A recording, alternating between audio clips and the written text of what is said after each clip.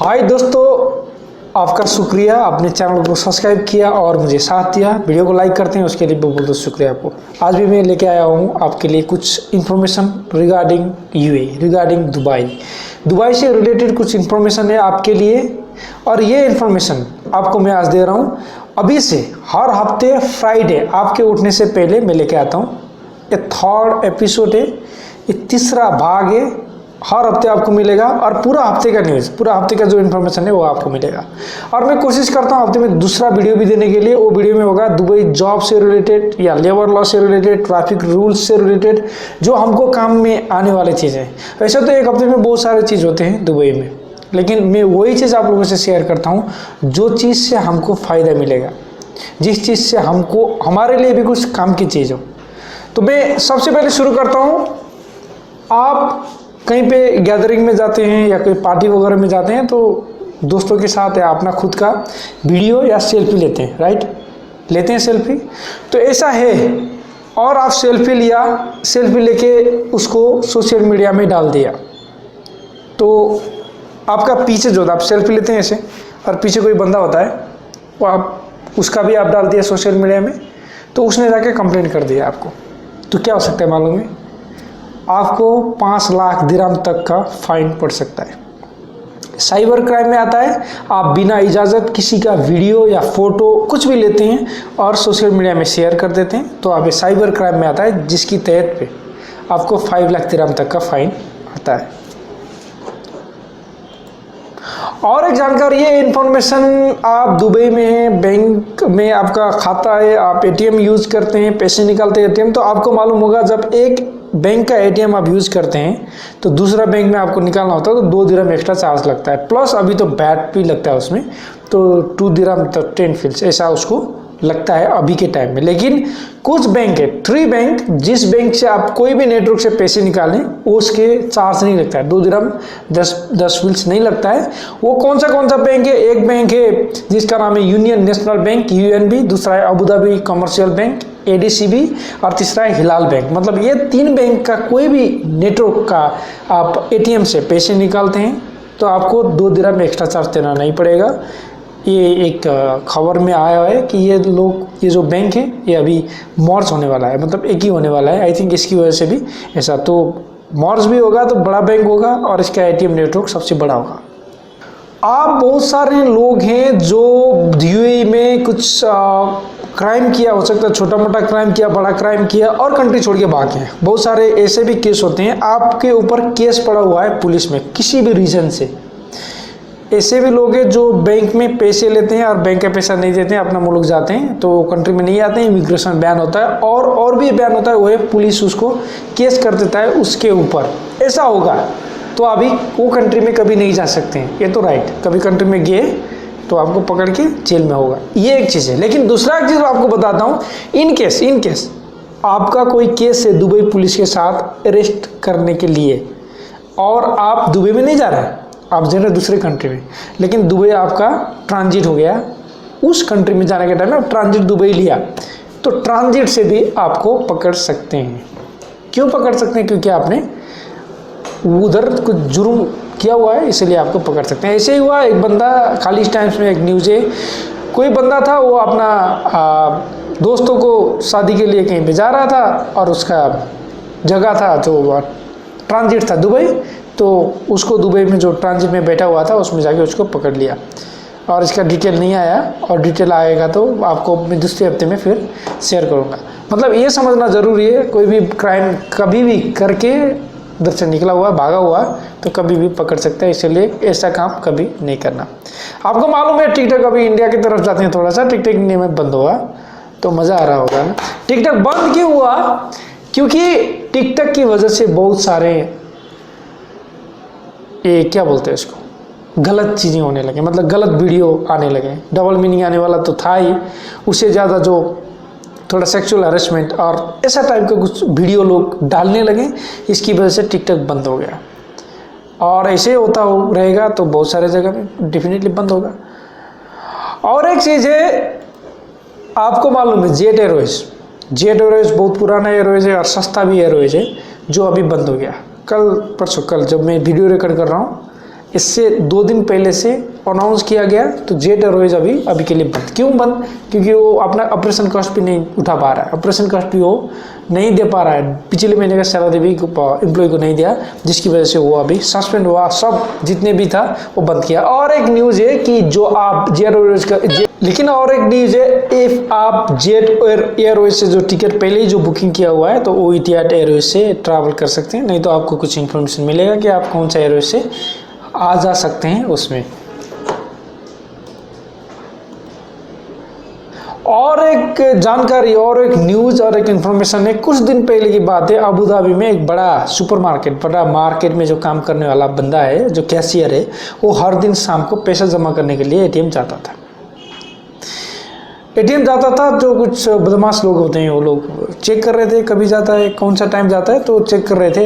एक दिन उसको पकड़ लिया और उसका पैसा लूट लिया। वो था 64,000 और उस चाकू दिखाया, लूट लिया। 3 लोग थे, वो लोगों ने गाड़ी यूज़ किया था। गाड़ी में डबल नंबर, मतलब अलग गलत नंबर डाला था, जिसकी वजह से वो लोग चोर कर रहे थे, चोर थे। दूसरे दिन जाके जो कैशियर है वो कंप्लेन किया पुलिस में, और उसी टाइम कुछ घंटे की बाद ही पुलिस वो तीनों बंदों को पकड़ के उसको जेल में डाला। अभी जेल में 15 साल का जेल होगा, और वो लोग अपील कर रहे हैं कि 7 साल में ख़त्म करने के लिए, लेकिन होगा नहीं होगा वो अभी तक आना बाकी है। मतलब ये है कि कोई बंदा गलत इंटेंशन से कुछ गलत काम करता है यूएई के अंदर, तो वो बच के भाग नहीं सकता है। कुछ घंटे के अंदर ही उसको पकड़ लिया जाएगा और जेल में खोज दिया जाएगा। और इन केस आपका कुछ ऐसा हुआ, आपको किसी ने लूटा, तो आप जल्दी से जल्दी पुलिस में कंप्लेंट करना ना भूलें। और एक चीज़ है, एक बहुत इम्पोर्टेंट चीज़, दुबई में बहुत सारे रिक्रूटमेंट फॉर्म है। रिक्रूटमेंट फॉर्म मतलब आपका कंपनी है, आपका एक कंपनी है, दूसरा एक रिक्रूटमेंट फॉर्म है। आपका कंपनी को वो कंपनी जो रिक्रूटमेंट फॉर्म है वो लोग देता है काम करने के लिए, हायरिंग सपोर्ट करता है।